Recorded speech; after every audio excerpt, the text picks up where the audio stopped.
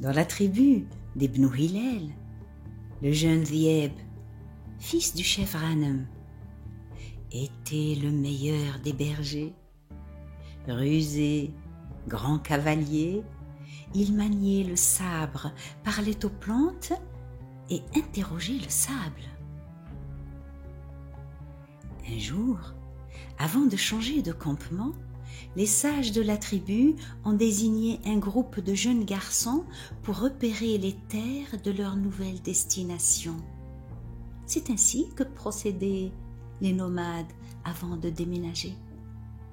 Et c'était pour les garçons une épreuve d'initiation. Fiers, les adolescents ont enfourché leurs chevaux avant de partir au galop. Quelques jours après, ils sont revenus fourbus et pressés de se reposer. Ils ont entravé leur monture en aval de la réunion des sages qui les attendaient avant de rejoindre les tentes de leurs parents pour se reposer.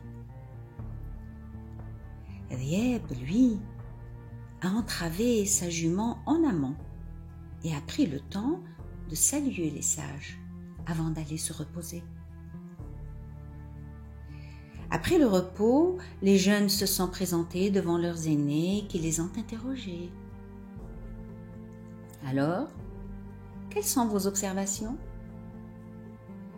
Rien de particulier et pas âme qui vive, ont répondu les jeunes. Ghanem, le chef, a fixé son fils. Et toi, Dhieb, as-tu quelque chose à ajouter ? Et Dhieb a déroulé sans hésiter.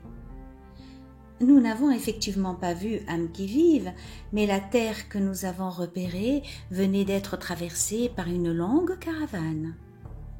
Une caravane qui comptait un dromadaire borgne, un dromadaire sans queue, un homme gaucher, une femme enceinte et une chienne qui venait de mettre bas.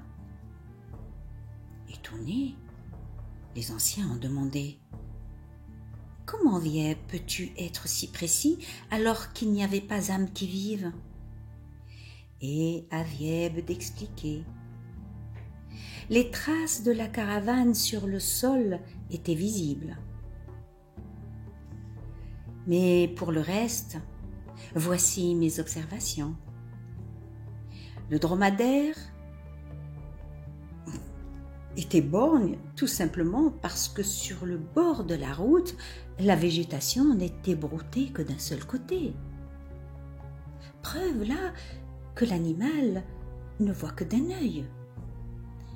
Et le dromadaire sans queue, je l'ai déduit du fait que les crottes étaient éparpillées par les autres dromadaires sur le sable, car ces derniers agitent leur queue en marchant, sauf pour l'un d'eux dont les crottes étaient alignées, preuve qu'il n'avait pas de queue.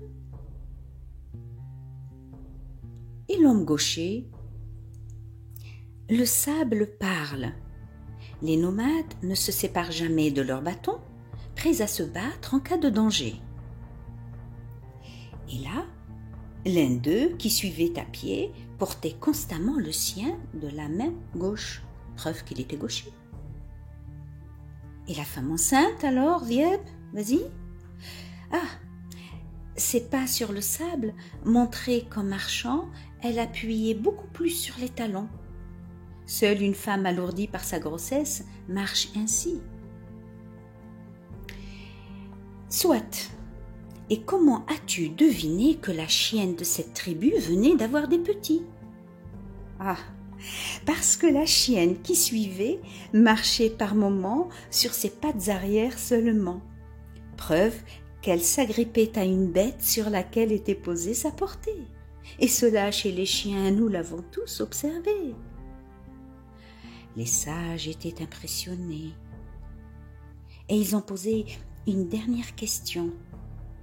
Dis-nous, Dhieb, pourquoi en arrivant, contrairement aux autres garçons, tu as attaché ton cheval en amont ? Ah, c'est parce que j'ai senti la direction du vent. En aval, l'odeur du crottin de mon cheval risquait de vous incommoder, vous, honorable assemblée. Et voilà comment Vieb a de nouveau fait l'admiration des siens.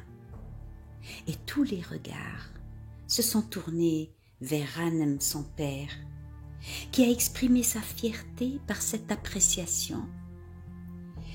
Pour saisir ce qui est hors de portée, plus que son sabre, le héros possède sa main et le bord de ses cils.